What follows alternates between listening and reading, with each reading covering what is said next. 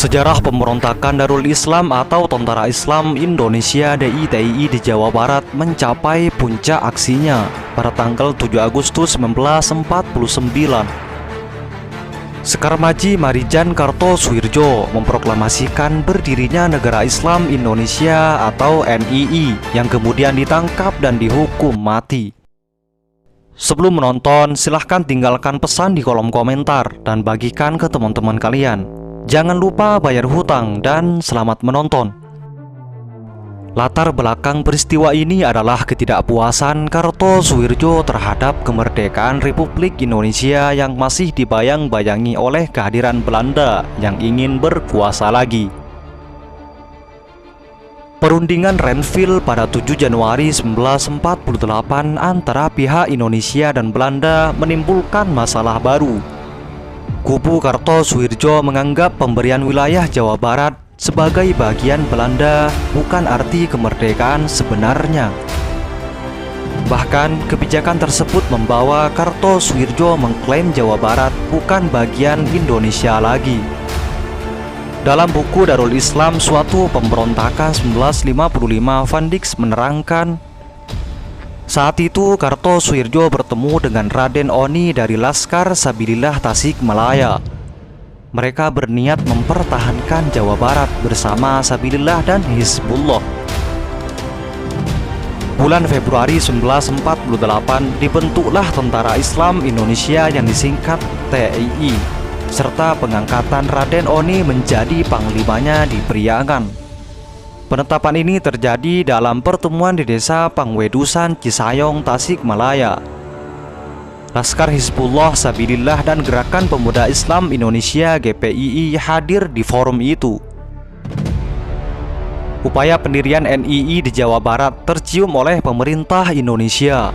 Kartosoewirjo dan kawan-kawan rupanya tidak mendapatkan informasi terbaru terkait perkembangan kedaulatan Indonesia setelah perundingan Roem-Royen dan konferensi meja bundar.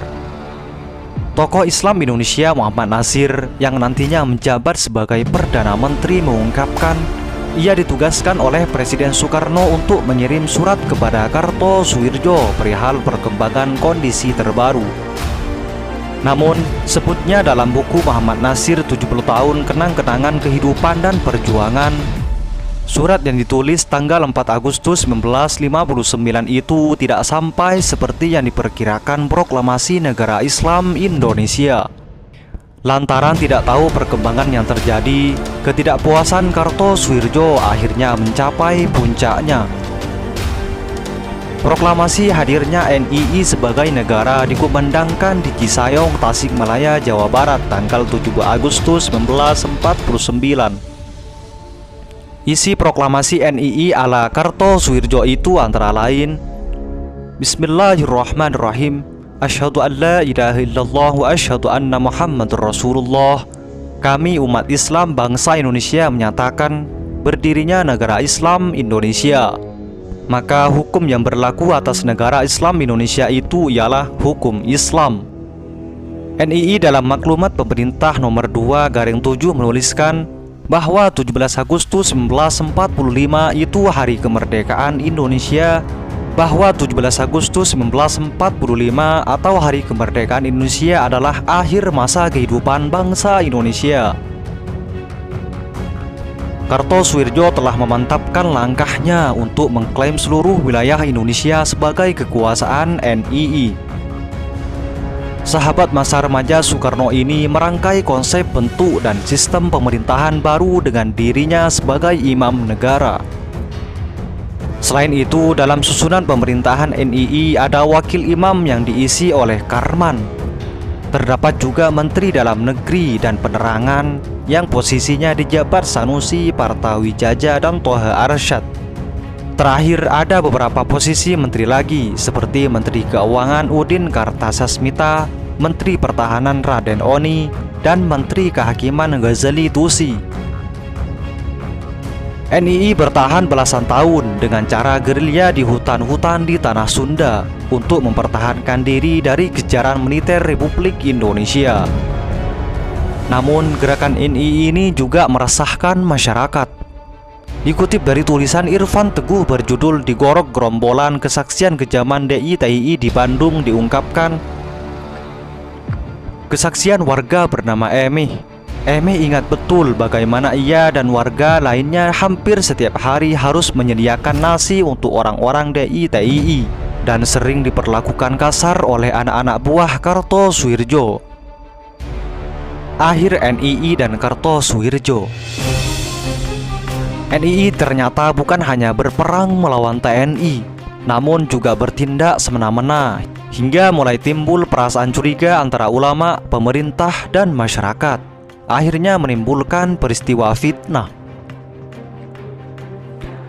Menanggapi masalah ini, maka dibentuklah Badan Musyawarah Alim Ulama yang bertugas memantau pergerakan DI/TII sebagai upaya membantu pemerintah Indonesia. Tanggal 4 Juni 1962, operasi Pagar Betis yang dilancarkan oleh militer Indonesia berhasil menangkap para anggota DI/TII beserta jajaran petingginya. Mereka ditangkap, termasuk sang Imam Kartosoewirjo. Berdasarkan keputusan Pengadilan Mahkamah Darurat Perang tanggal 16 Agustus 1962, Kartosoewirjo dijatuhi hukuman mati karena telah memberontak terhadap pemerintah Indonesia. Kemudian pada 5 September 1962, Kartosoewirjo dibawa ke salah satu pulau di Kepulauan Seribu, dekat Teluk Jakarta.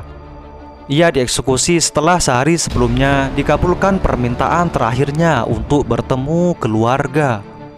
Akhirnya tepat pada pukul 5 pagi, Kartosoewirjo dihukum mati dan itu akhir perlawanan DI/TII di Jawa Barat. Itulah napak tilas perjalanan yang pernah terjadi di Indonesia. Semoga bermanfaat. Assalamualaikum warahmatullahi wabarakatuh.